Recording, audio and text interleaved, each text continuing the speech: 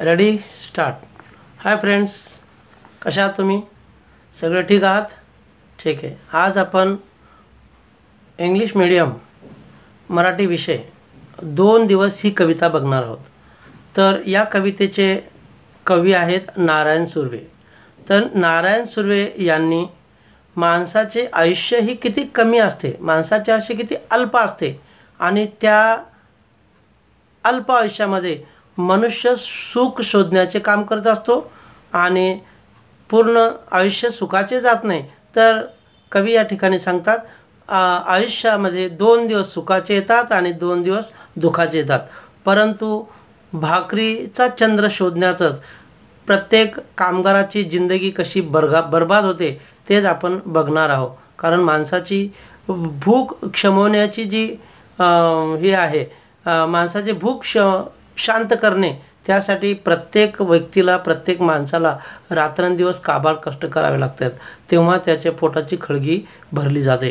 तर अशा प्रकारे कवी 2 दिवस या कवितेमध्ये सांगतात की माणसाचे जीवन हे फक्त 4 दिवसाचे आहे आणि त्या 4 दिवसामध्ये त्याला 2 दिवस सुखाचे मिळतात तर 2 दिवस दुःखाचे मिळतात. तर मित्रांनो, आज आपण ही कविता बघणार आहोत. त्यापूर्वी मित्रांनो, माझा हा स्कूल स्टुडंट चॅनेल आहे, हे आपण सुरुवातीला सबस्क्राईब करा आणि त्याला लाईक करा, शेअर करा.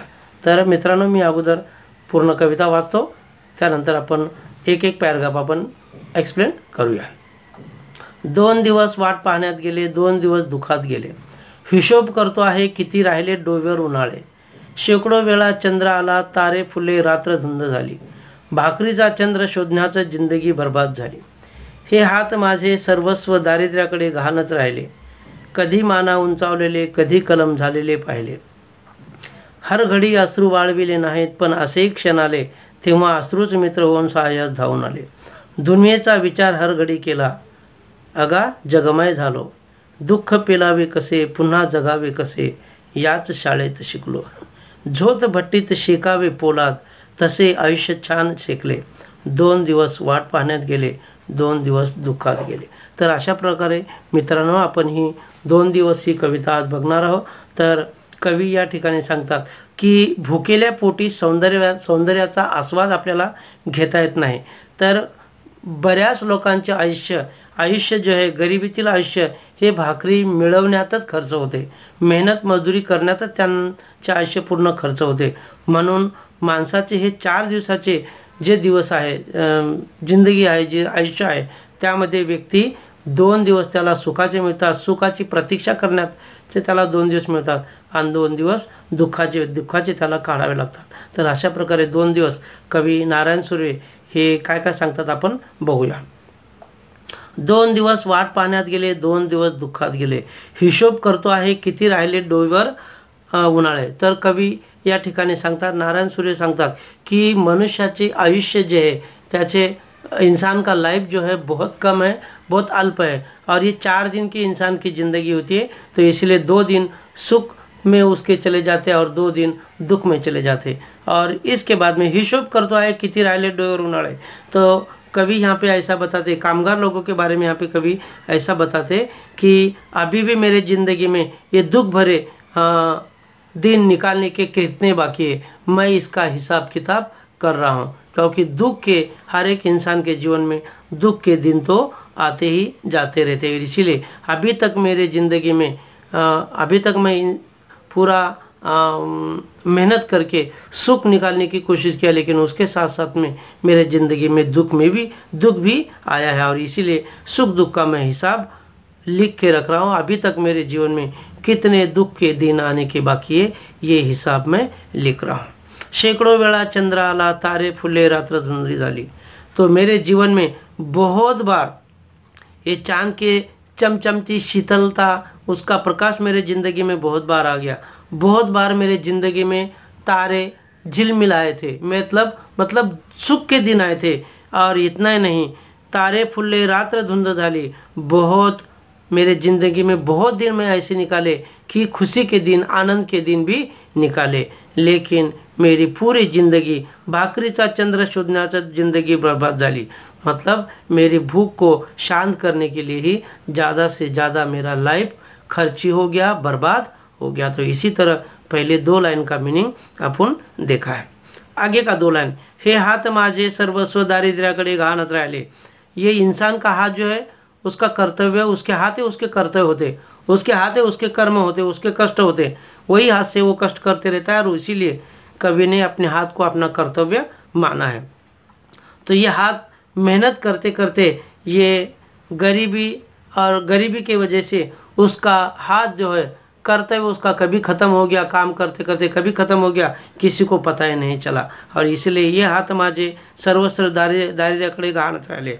तो इसी तरह कभी बोलते कि मेरा हाथ ही मेरे लिए सब कुछ है, मेरा कर्तव्य मेरा हाथ है, लेकिन मेहनत मजदूरी करते करते मेरे हाथ कभी गरीबी के बीच में गिरवी रखे गए, ये मुझे ही पता नहीं चला। गहाण ठेवणे मतलब गिरवी ठेवना, तारण ठेवणे। कधी माना उंचावलेले, ऐसे मेरे जिंदगी में मेरे हाथ ने कभी ऐसा काम भी किया, ऐसा कर्तव्य किया कि मैं समाज में बड़ी इज्जत से चल सकता हूँ, फिर सकता हूँ और मेरी गर्दन आराम से मैं उठा के चल सकता हूँ।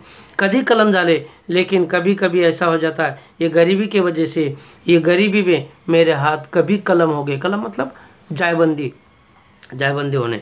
तो इसी तरह ये गरीबी की वजह से मेरा हाथ कभी कलम हो गए, कभी जायबंदी हो गए, ये मुझे पता ही नहीं चला।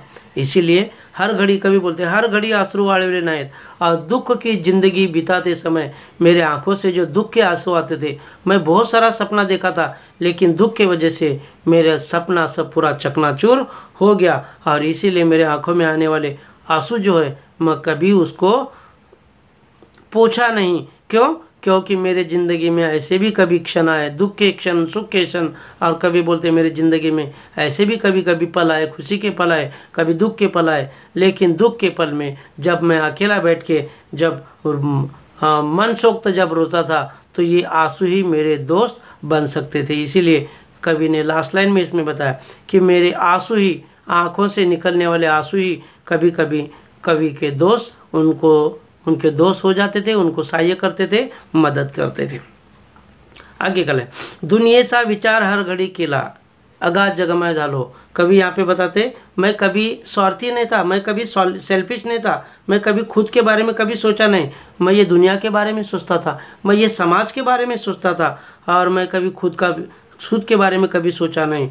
और इसीलिए लोगों का सुख दुख अगाध जगमय झालो, अगाध जगमय झालो मतलब लोगों के दुख को अपना दुख मानना। तो मैं लोगों के दुख को, समाज के बारे में सोचता था, कभी सेल्फिश नहीं था, इसीलिए मैं लोगों के दुख को अपना समझता था। और यही आगे का लाइन, दुख पेलावे कसे पुनः जगावे कसे, और लोगों के दुख को अपना समझते समझते दुख में से कैसा रास्ता निकालने का, कैसे हिम्मत से खड़ा रहने का, मैं यही दुख के स्कूल में मुझे ये अनुभव के, कौन सा अनुभव, जो दुख का असर कवि को जो अनुभव आया था, एक्सपीरियंस आया था, इसी में से उन्होंने सीखा है कि दुख की ज़िंदगी आने के बाद में भी इंसान ने किस तरह बड़ी हिम्मत से आगे का लाइफ का सामना करने के लिए खड़ा रहना चाहिए। दुख पेलावे कसे पुनः जगावे कसे, फिर से कैसा हिम्मत से खड़ा रहने का, या शायद शिकलो, यही स्कूल में सीखा मैं। सुख दुख का जो स्कूल था, दुख जिंदगी में आने के बाद में भी उसमें से कैसा रास्ता निकालने का, कैसा हिम्मत से फिर से खड़ा रहने का, इसी में से यही स्कूल में लेखक सीखे थे। और आगे का एग्जाम्पल दिया है, जो तो भट्टी तो शेकावे, जिस तरह पोलाद को, लोखंड को गर्म करने के बाद में उसको जैसा चाहिए ऐसा अपन शेप दे सकते, आकार दे सकते, उसी तरह कवि ने भी अपने सुख और दुख का ये जो शरीर जो था, अपने आयुष्य को उन्होंने सेक लिया था, गर्म किया था। और इसी के वजह से दुख में भी कवि बड़ी हिम्मत से अपनी आगे की ज़िंदगी कैसे बिताता है, यही कवि ने यहाँ पे बताया था। इसीलिए यहाँ पे बोला है, 2 दिवस वाट पाहण्यात गेले, 2 दिन इंसान के सुख की प्रतीक्षा करने में चले जाते हैं और 2 दिन दुख में चले जाते हैं। तो इसी तरह कवि नारायण सूर्य यहाँ पे बताते, इंसान का आयुष्य जो है, इंसान का लाइफ जो है, ये खाली 2 दिन 4 दिन का है।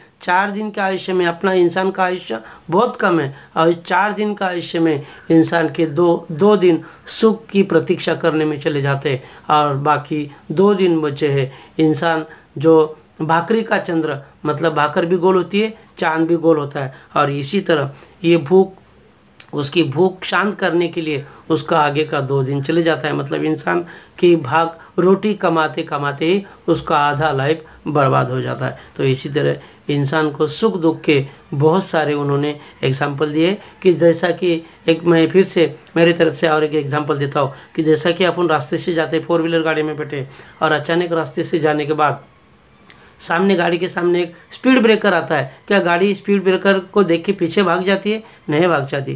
क्यों? क्योंकि वो ड्राइवर को मालूम रहता है स्पीड ब्रेकर अगर अपन क्रॉस करेंगे तो अपने लिए आगे का रास्ता बहुत साफ है। तो इसी तरह हर एक इंसान के जीवन में सुख और दुख ये हमेशा उतार चढ़ाव उनका होते रहता है। तो कभी दुख अगर जिंदगी में आया तो उसको देख के पीछे नहीं हटना चाहिए, बल्कि उसका डट के सामना करना चाहिए। और यही दुख के बाद में इंसान के जीवन में फिर आगे का रास्ता साफ होता है, मतलब उसके आगे के जीवन में सुख ही सुख आते रहता है। तो इसी तरह 2 दिवस नारायण सुर्वे ये कविता आपण यहाँ पे देखिए। तर मित्रांनो, आपण जर माझा व्हिडिओ सबस्क्राईब नसेल केला तर पुन्हा एकदा आपण सबस्क्राईब करा, जेणेकरून पुढच्या व्हिडिओचे नोटिफिकेशन तुम्हाला मिळत राहतील। तर मित्रांनो, आज आपण ह्याच ठिकाणी थांबणार आहोत। याचे समानार्थी शब्द आणि या ओळी मी तुम्हाला पुन्हा या व्हिडिओसोबत PPT बनवून पुन्हा तुम्हाला देत आहे।